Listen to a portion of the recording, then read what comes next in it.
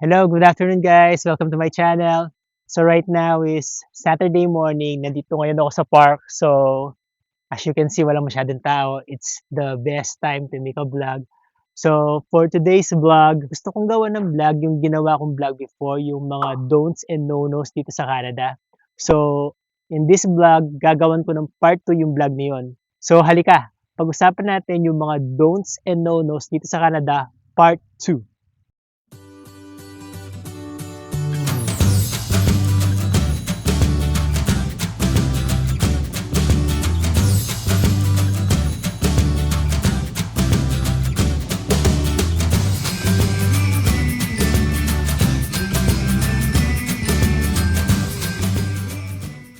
Ang ating number one sa listahan is don't pry into personal matters. Ano ibig ko sabihin dito? Dito sa Canada guys, napaka-importante ng privacy. Yung mga Canadians guys, hindi sila basta-basta nagda-divulge ng mga information nila regarding sa salary nila, kung ano yung trabaho nila, unless sila mismo yung magkwento. Kung ikaw ang magtatanong sa kanila at parang pwersahin mo sila na ibigay yung gano'ng information sa'yo, medyo no-no yun. Parang ma-o-off sila sa ginagawa mo kasi parang napaka-rude nun para sa kanila kung gagawin mo yun. Isa ito sa mga masasabi kong culture shock sa amin nung bago kami rito sa Canada. Kasi sa Pilipinas guys, hindi naman parang big deal yung pagbibigay ng information sa mga kasamahan mo kung magkano yung sahod mo. 'Di ba parang sa Pilipinas, nagpapalitan tayo ng mga information, eh. "Oh, magkano yung sahod mo, magkano yung sinahod mo, magkano yung bonus mo, magkano yung increase mo." Hindi big deal sa Pilipinas yun, eh. Pero napansin namin nung pagdating namin dito sa Canada, napaka-big deal nun guys. Parang kahit tanungin mo sila sa trabaho nila, although ibibigay nila yung kung ano yung nature ng trabaho nila, kung ano yung ginagawa nila, kung sumasapat ba yung kinikita nila sa mga expenses nila. Pero one thing na hindi nila sasabihin sa'yo is kung magkano ang kinikita nila per hour. Hindi isang beses lang nangyari yun guys, kundi maraming beses na nangyari yun. Kahit sa mga kapwa namin Pilipino, 'pag nagtatanong kami, 'pag nagkukuwentuhan kami, hindi nila binibigay yung information nila na yun.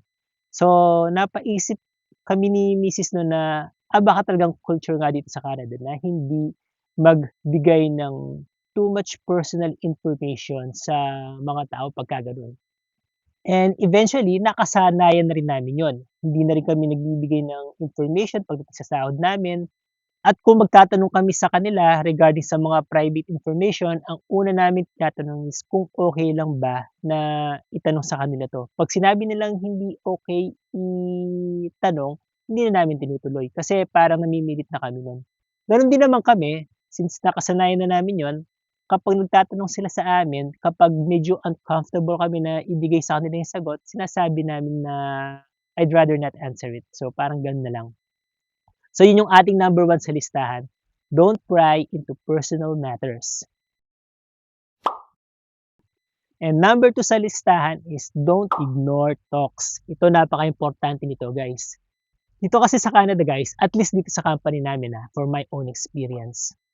Bago magsimula yung trabaho, usually kasi yung mga Canadian pumupunta yun sa pantry para kumuha ng kape or kumuha ng, ah, mga aalmusalin. Kasi sa company namin, kapag umaga or merienda 3:00 ng hapon, nag-aano yan, naglalabas sila ng parang mga small snacks.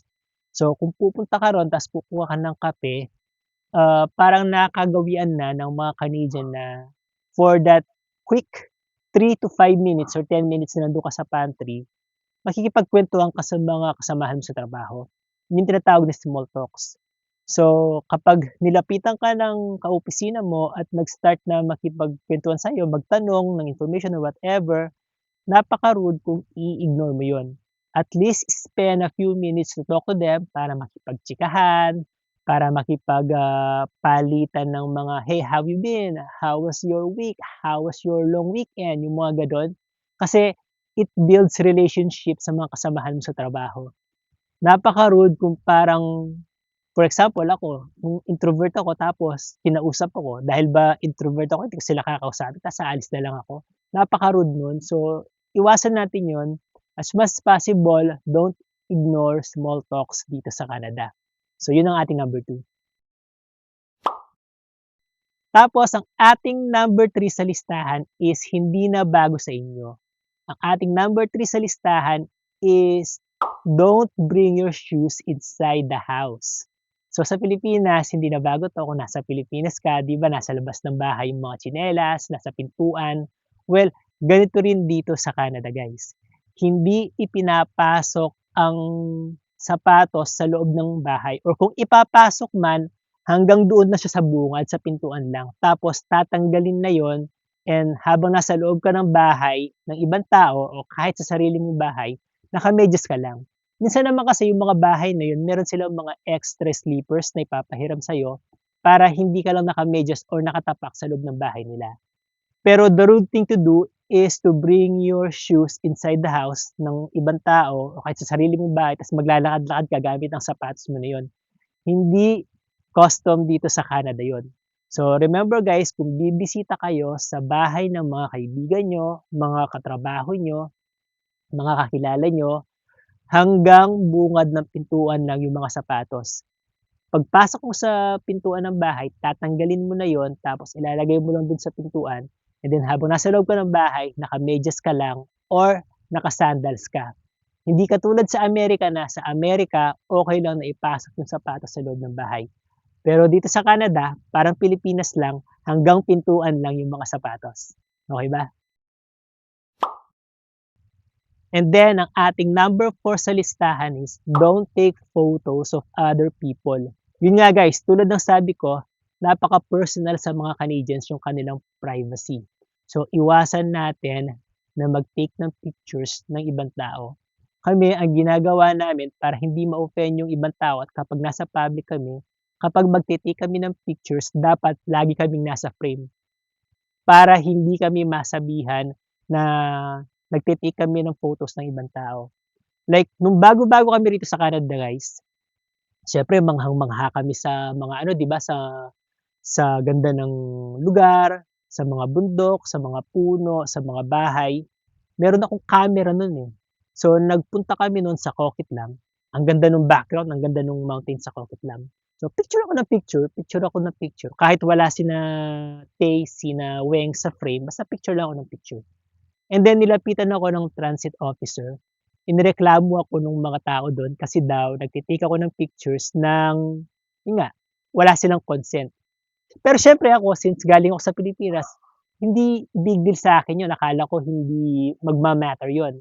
Pero it matters pala sa mga Canadians na nandito na kumukuha ka ng pictures nila ng wala silang consent or wala ka dun sa frame. So, 'pag nangyari yun nga tulad nung nangyari sa'kin, sinumbong nila ako sa pulis tapos sinabihan ko naman yung pulis na bago lang po kami rito so hindi ko pa alam yung mga customs dito, hindi ko na gagawin. Naintindihan naman ng pulis at pinabayaan na lang ako.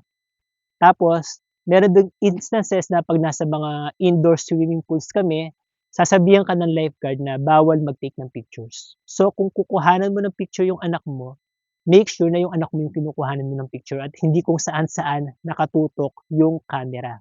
Sasabihan ka, lalapitan ka ng guard at i-explain sa'yo yun or sasabihan ka na bawal kumuha ng picture ng ibang mga tao. So yun guys, yun ang ating number 4 sa listahan, don't take pictures of other people. And then for our number 5 sa listahan is no cutting in line.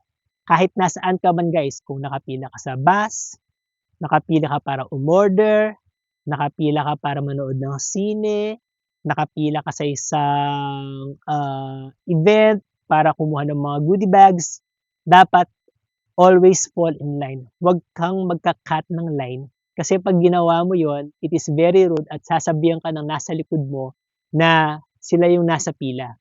So, ito maraming beses na nangyari sa'kin 'to. Pagpasok ko sa isang tindahan o sa isang fast food, tumitingin ako, akala ko yung mga tao naghihintay lang ng order nila, hindi ko alam na pila yon. Tapos o-order ako, tapos kakausapin ako nung nasa likod at sasabihin na meron ngang pila. So 'pag na-realize ko na may pila, magpapa-sorry ako. Kasi nga custom dito sa Canada yung pagpapa-sorry. Magpapa-sorry ako tapos pupunta ako dun sa likuran.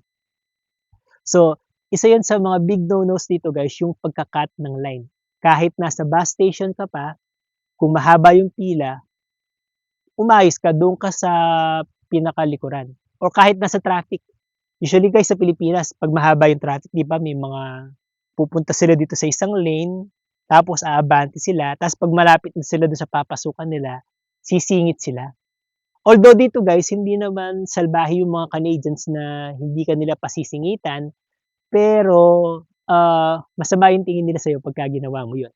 Kasi nga napaka-rude nun. So 'pag ginawa mo yun nag-cut ka ng lane kahit sa traffic, ay naku, hindi mo na alam kung anong katakot-takot na pagmumura ang sinasabi sa'yo ng ibang mga driver kapag ginawa mo yun.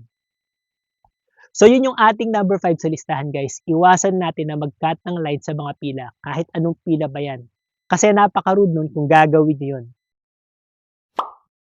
So there you go guys, yun yung ating top 5 big no-nos at mga don'ts dito sa Canada.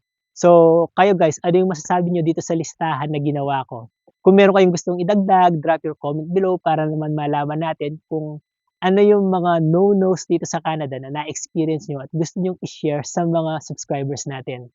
So there you go guys, I hope nag-enjoy kayo, and if you don't mind, please don't forget to subscribe to our channel, click the notification bell, like this video, and share this video with your friends guys. Maraming salamat po, hanggang sa susunod, bye!